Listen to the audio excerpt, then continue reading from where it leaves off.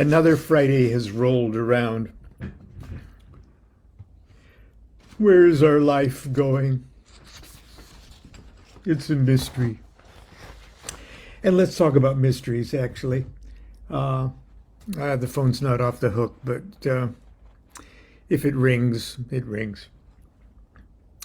I get a lot of. I've been in the O.T.O for 47 years. When I first joined the organization, it was primarily 5 or 6 individuals, all old Crowley contemporaries. Phyllis Seckler McMurtry, Grady McMurtry, Helen Parsons Smith. I believe Mildred Burlingame was still alive. These are all old ninth degree members from Crowley's day.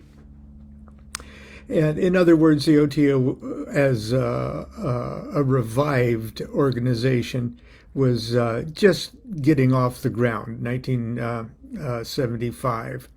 They started to lay the groundwork. Grady and Phyllis started to lay the groundwork of the resurrection of the order when they learned that the official head of the order, Carl Germer, who chose not to initiate or bring in new members after Crowley's death, when they learned of his death, they decided to activate what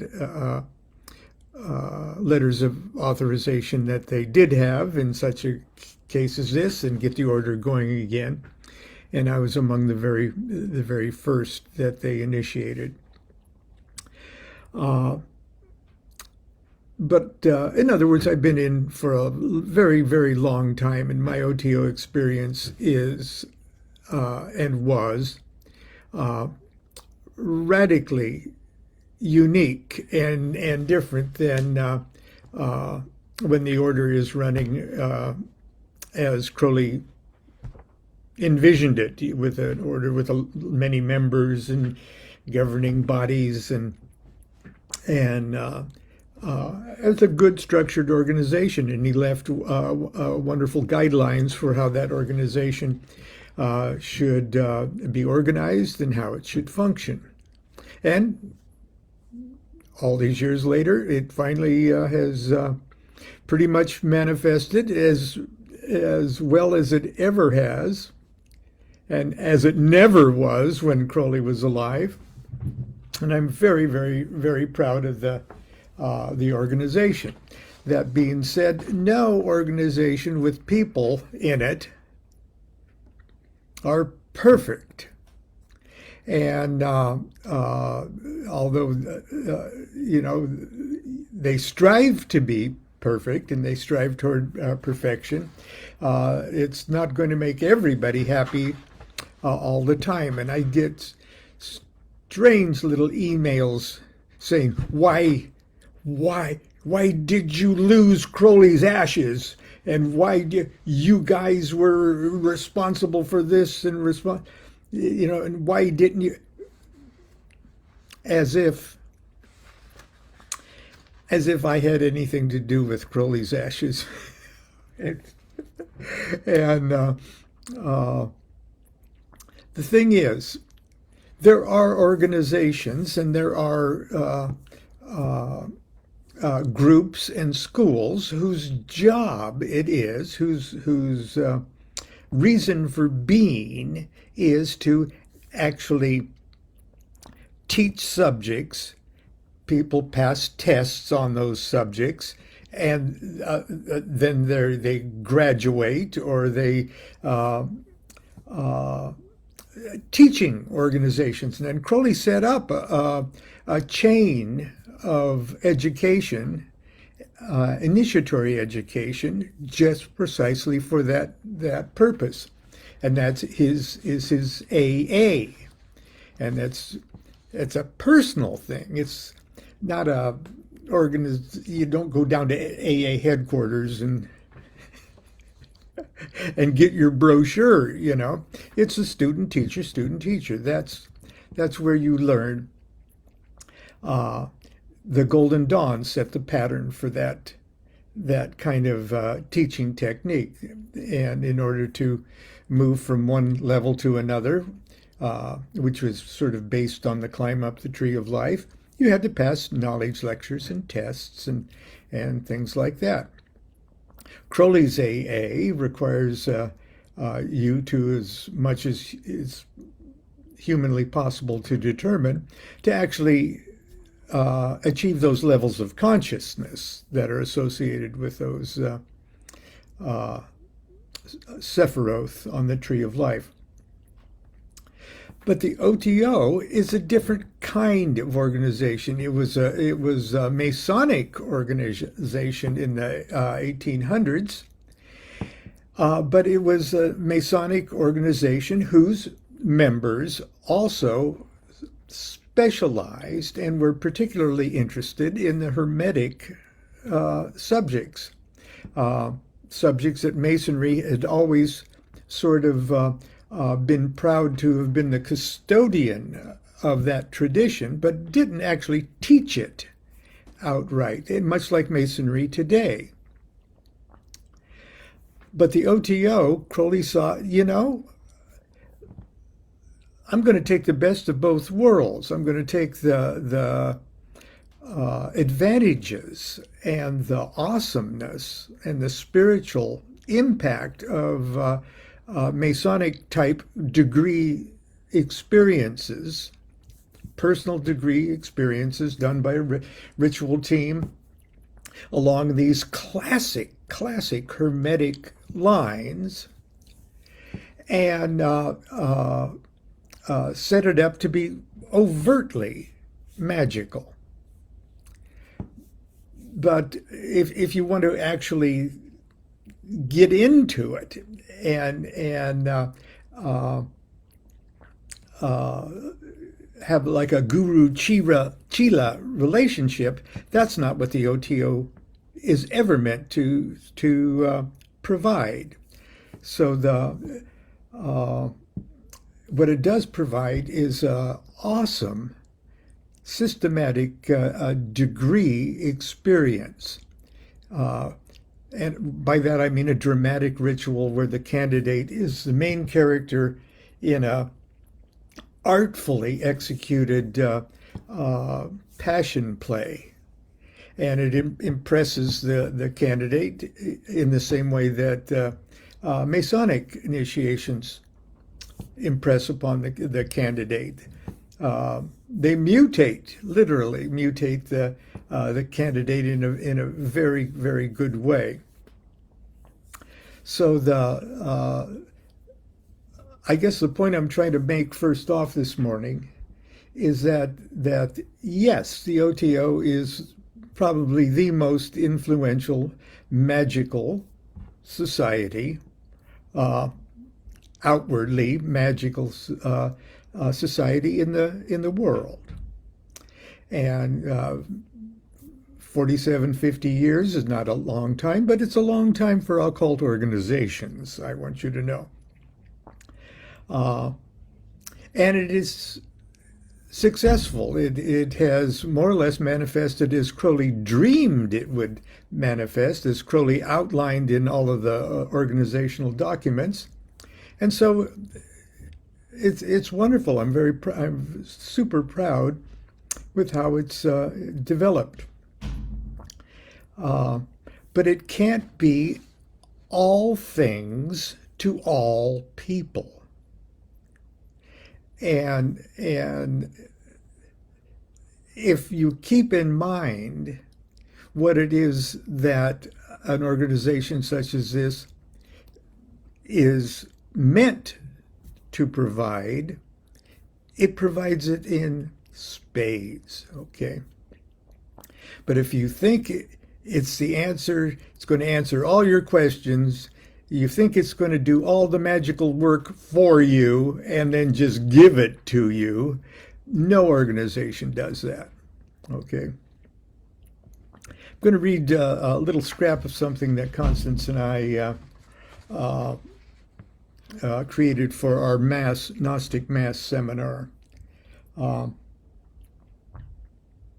I'd like to say something about the degree initiation ceremonies of the O.T.O. In our opinion, they're among Crowley's greatest works of genius, and perhaps his greatest contribution to the world of ceremonial magic. We are all unbelievably lucky to live at a time when there exists an organization of insanely hard-working volunteers who bust their humps for no money and less thanks to make these experiences available to us. Officers who take part in these ceremonies are especially privileged to have them memorized and are able to experience them over and over. I'm sorry, if you believe otherwise, you are mistaken. I am a Rosicrucian, a Martinist, a Golden Dawn initiate, and a 32nd degree Mason. And I'm here to tell you that every mystery of which these other initiatory societies claim custodianship are clearly and cleanly revealed, impressed, and bestowed upon the O.T.O. initiate.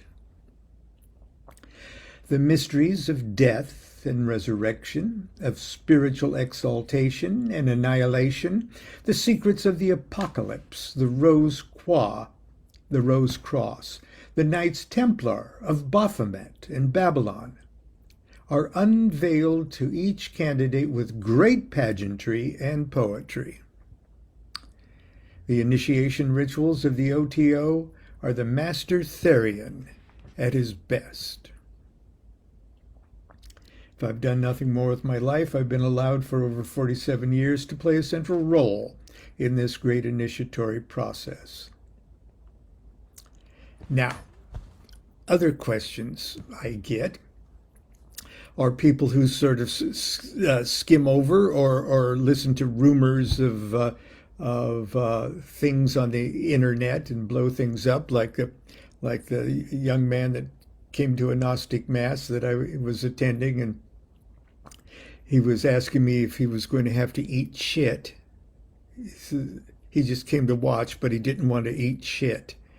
And thinking that the host and wine are Crowley's shit that we saved and we all eat it, and or that you're living you're eating fresh blood or semen or something like that in a public ceremony, which is absolutely ridiculous. Okay. But anyway, that's because, especially in America, we have a problem thinking that anything connected with sex is somehow satanic, as if we aren't all here because of of the creational act that gave us this flesh and blood here. Oh, there it is. Am I saying too much? Hello?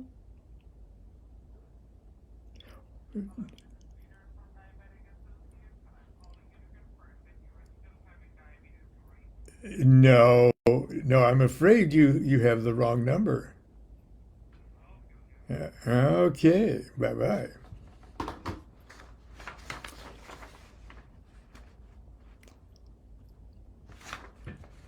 Where was I? Oh, I was about to give away secrets. No. But anyway, let me just skip to where I was more eloquent here.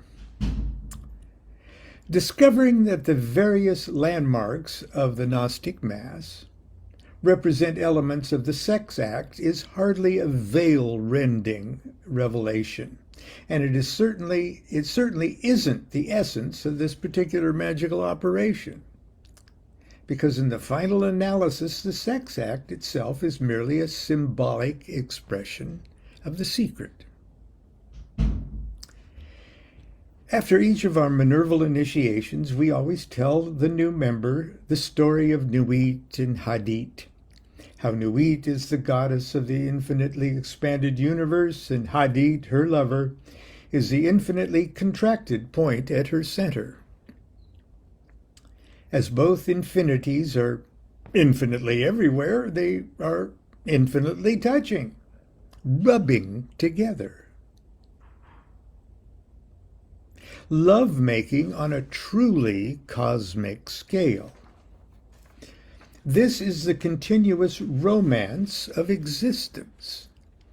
With every thought, word, and action, we are continually creating our existence.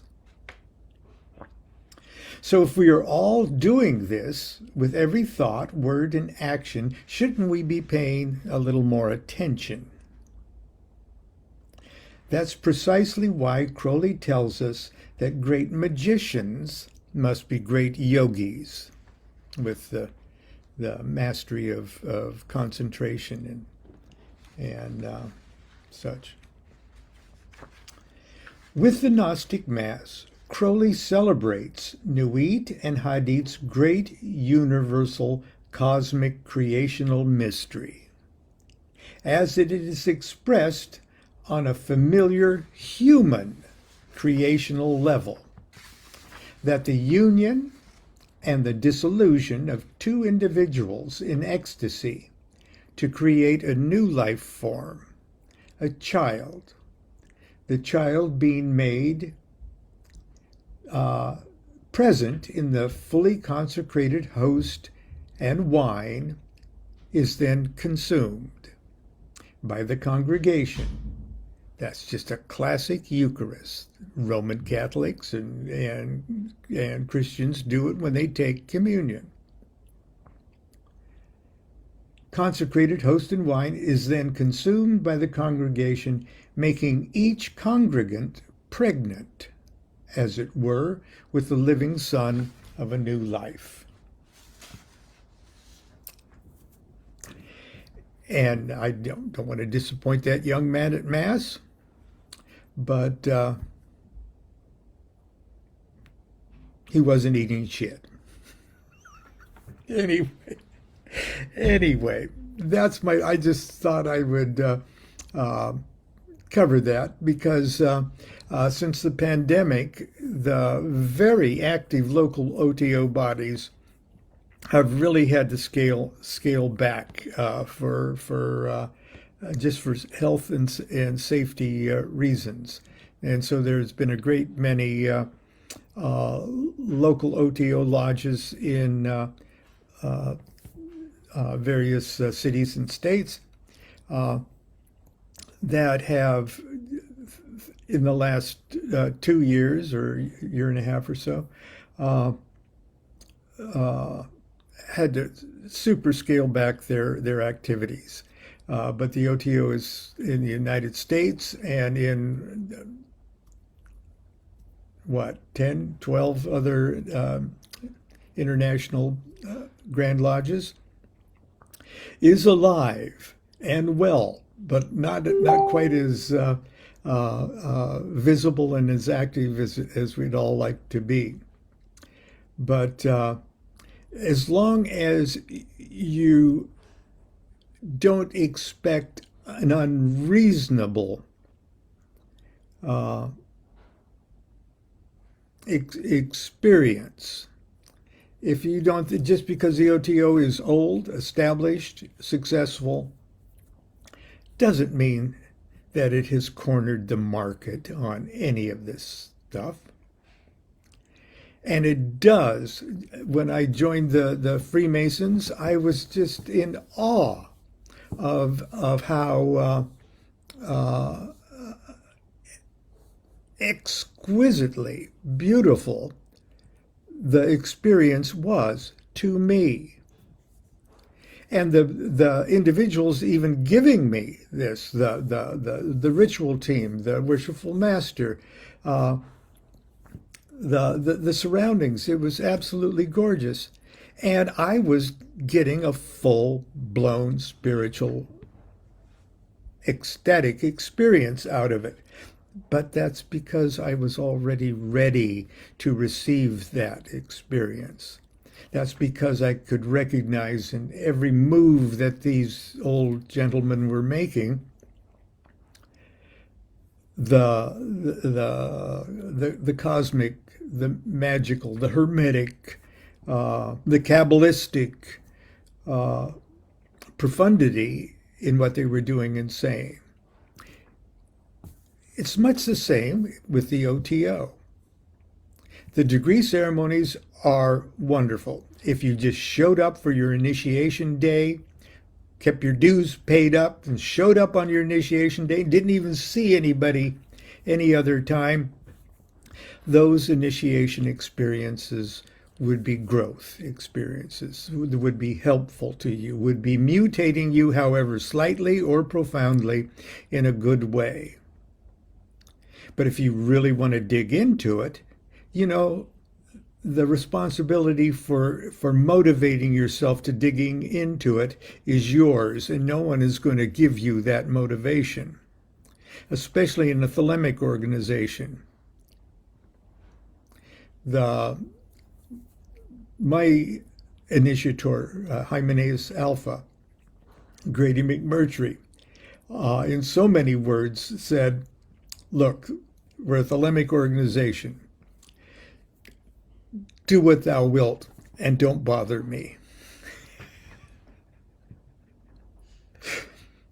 Which is the perfect management style. It's awesome. Anyway, that's it for today. Until tomorrow for Saturday morning cartoons. Who knows what trouble I'll get into tomorrow. Continue to be good to yourself, be good to each other. Do what thou wilt shall be the whole of the law. Love is the law, love under will.